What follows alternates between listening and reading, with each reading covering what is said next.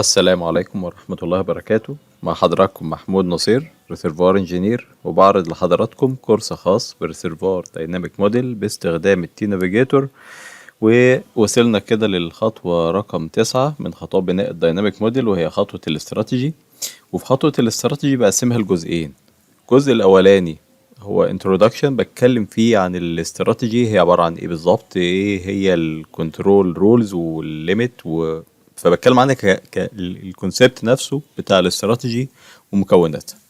وفي الجزء التاني بنبتدي نطبق نفس الكلام ده كنت عملته في كورس البتريل للي حضر معايا.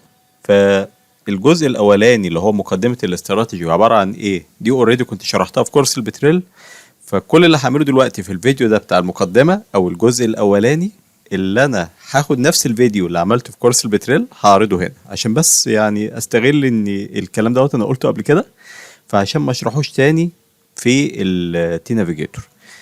مش هيبقى فيه تطبيق على السوفت وير نفسه، ولكن زي ما قلت هو بشرح بالظبط الاستراتيجي عبارة عن ايه. فكان في فيديو البتريل بس انا استخدمت الواجهة بتاعة البتريل، ولكن كتطبيق هنطبق من الفيديو اللي جاي ان شاء الله باذن الله. فاللي حضر معايا كورس البتريل وشاف اوريدي موضوع الجزء الاولاني من الاستراتيجي وفهمه معايا وتمام خلاص، يعني الفيديو دوت اوريدي هو يعني فيديو مكرر، مش هيشوفه ويطبق معايا من الفيديو اللي جاي على التي نافيجيتور. واللي ما حضرش معايا بقى وبيحضر معايا اول كورس ده ان شاء الله يشوف بس المقدمه ديت، وملهاش دعوه بالسوفت وير نفسه. يعني مش ما فيش داعي ان انت هتجيب البتريل وتطبق معايا، انا بس بستخدم الواجهه بتاعه البتريل لان أنا كنت ساعتها بشرح في الكورس بتاع البتريل. ولكن هنفهم بس الاستراتيجي عباره عن ايه والرولز اللي هي الاساسيه اللي بتتكون منها. فهنقول بسم الله الرحمن الرحيم، وهنصلي على سيدنا محمد عليه افضل الصلاه والسلام، ويلا بينا نبدا بمشيئه الله.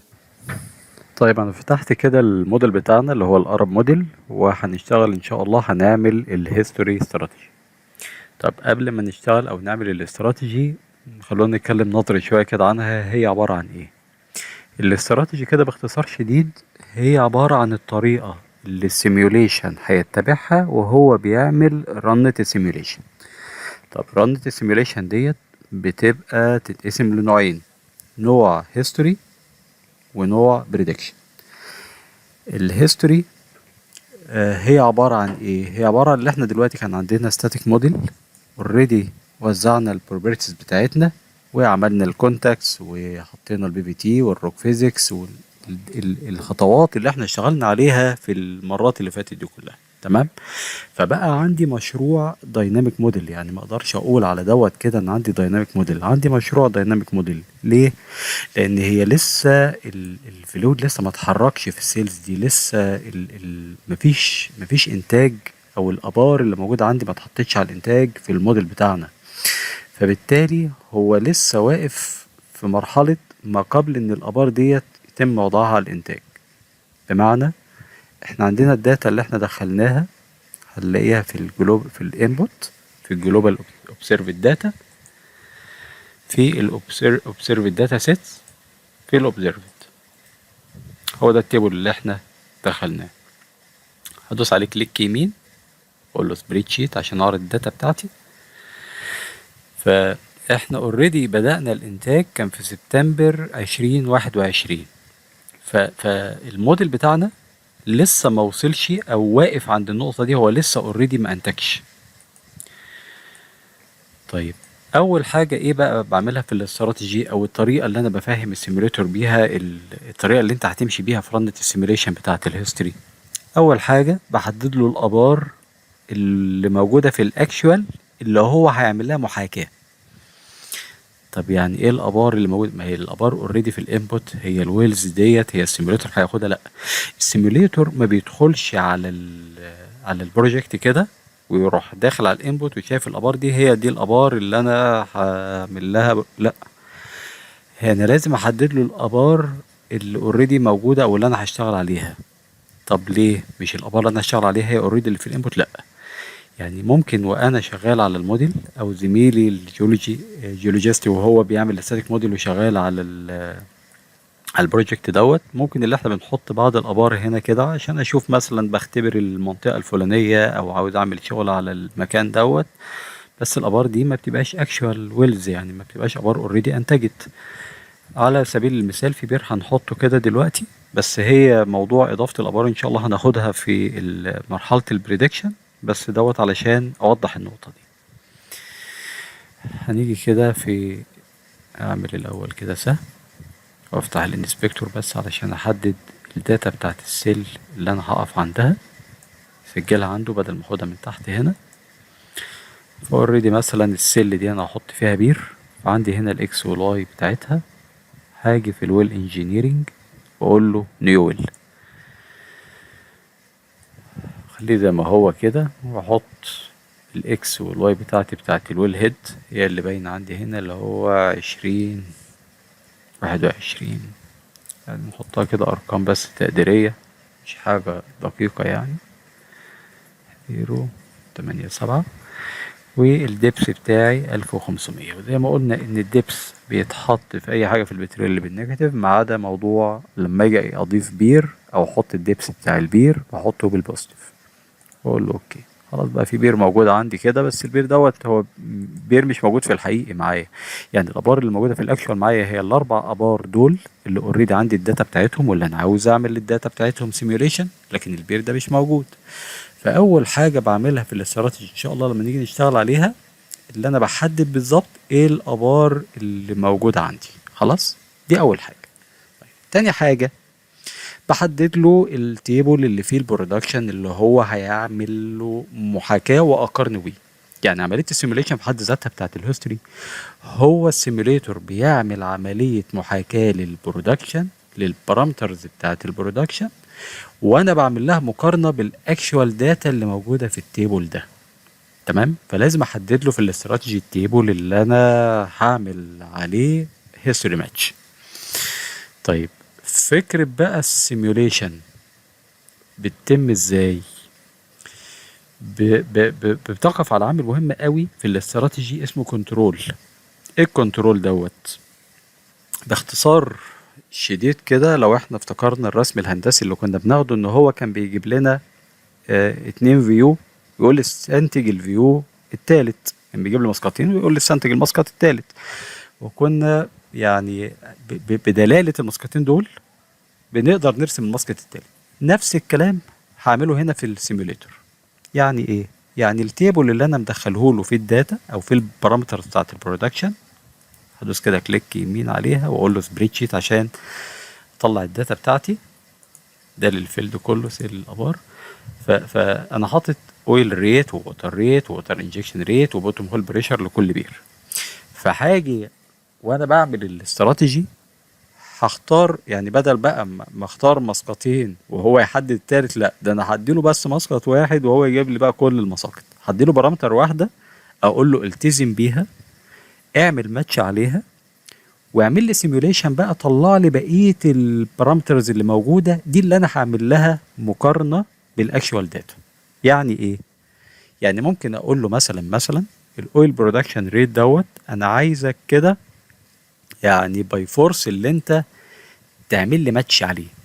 يعني خد الداتا دي وامشي عليها ماتش، وبقيه البارامترز بقى انت اعمل لها سيميوليشن، وريني هل هي هتماتش مع البارامترز اللي موجوده عندي ولا لا.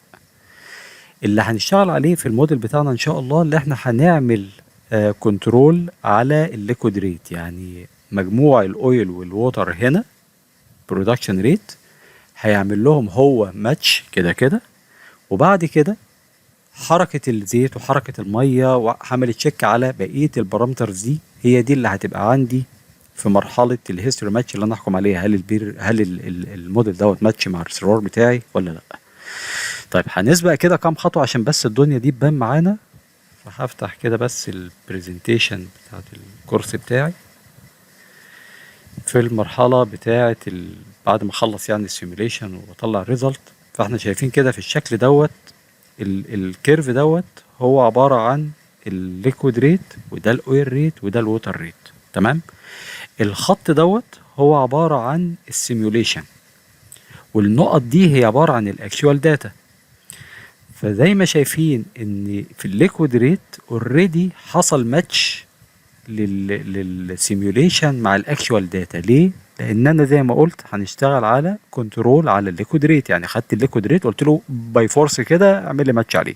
طب بقيه البارامترز، الماتش الخربان ده اللي احنا شايفينه اللي مش موجود اصلا، يعني دوت اللي انا بقى بعمل عليه تشيك على الموديل بتاعي، هل الموديل بتاعي دوت عامل ماتش على بقيه البارامترز ولا لا. طب في الواقع برضه هو ليه لازم اعمل موضوع الكنترول؟ لان هو في الاول وفي الاخر السيميوليتور مش ساحر، يعني مش هيقدر يتنبأ بشيء مجهول بالكلية. انا في الابار بتاعتي لما باجي بنتج في كذا عامل انا بتدخل فيهم. موضوع التشوك لو انا غيرته فبالتالي دوت بيأثر على البرودكشن ريت وبيأثر على البريشر. لو بستخدم اي اس بي، فالاي اس بي اللي أنا منزلها، فهو الراجل مش هيبقى برضو عارف بالظبط ايه اللي تم، فهو بيقول لي دلني بالظبط كده انت يا عم عملت ايه، او ايه الاستراتيجي او ايه الكنترول اللي انت حطيته في الاكشوال علشان تنتج، وانا هعمل عليه باي فورس ماتش واتنبأ لك بقى بالباقي. طب التنبؤ بالباقي لو طلع زي ما شفنا كده في الشكل دوت في مس ماتش، يبقى انا عندي مشكله في الموديل ومحتاجه تعديل. انما لو ماتشد يبقى بنسبه كبيره ان الموديل اللي موجود عندي عمل محاكاه كويسه للريسيرفوار اللي موجود عندي في الاكشن.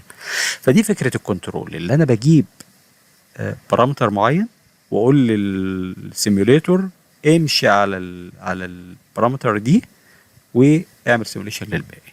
تمام. طيب في حاجة تانية بقى جنب الكنترول اسمها ليميت. ايه موضوع الليميت ده؟ يعني لو جبنا كده التيبل ده، قلنا اللي احنا هنعمل كنترول على الليكويد ريت مثلا، وهو يتوقع مثلا او يجيب الحاجات التانية، بس ممكن مثلا احدد له، اقول له وانت ماشي كده في الريت بتاعك، وانت ماشي معايا في الريت بتاعك، ممكن اعمل ليميت للبوتوم هول بريشر ان هو يبقى مثلا 20 بار. يعني خليك ماشي مع البريشر مع الريت ولا ايه ماتش، واتوقع يا عم البريشر تجيبه زي ما تجيبه، ولكن انا مش عايز البوتوم هول بريشر بتاعي ينزل عند 20 بار. طب لو لان في الواقع هو البريشرات عاليه، لو هو بقى السيميوليشن وهو بيعمل ماتش للليكويد ريت جه في البريشر، السيميوليشن مش الاكشوال بريشر، وقع عن ال 20 بار اللي انا مديها له ليميت، ساعتها هيحول الكنترول بقى دوت، بدل ما يمشي على الليكويد هيروح ماشي على ال 20 بار اللي انا مديها له، ماشي عليها ستريت كده، دي هتبقى 20 بار، ويحصل التأثير او الميس ماتشنج في موضوع الليكويد. تمام. فدي كده باختصار موضوع، او يعني ارجو بس يكون موضوع الاستراتيجي كده بقى واضح عند حضراتكم، وهنشتغل عليه دلوقتي. فممكن اللي انا اقفل الفيديو دوت يعني كده عشان بس المدة بتاعته ما تطولش، والفيديو اللي بعده نطبق بقى نشتغل او نعمل الهيستوري استراتيجي بتاعتنا ان شاء الله باذن الله.